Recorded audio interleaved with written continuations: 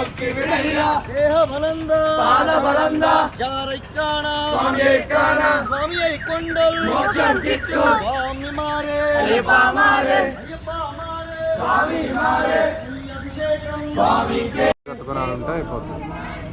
రామ లక్ష్మణ జానకి అదే అదే అర్థమైంది. చెప్పలేదు ఓకే ఓకే. అక్కడ ఎవరు రారు, కట్టుకునేది ఏదో మన వాళ్ళనే ఉంటారు ఇక్కడ. సరే నేను ఫోన్ చేస్తానండి స్వామి మీకు.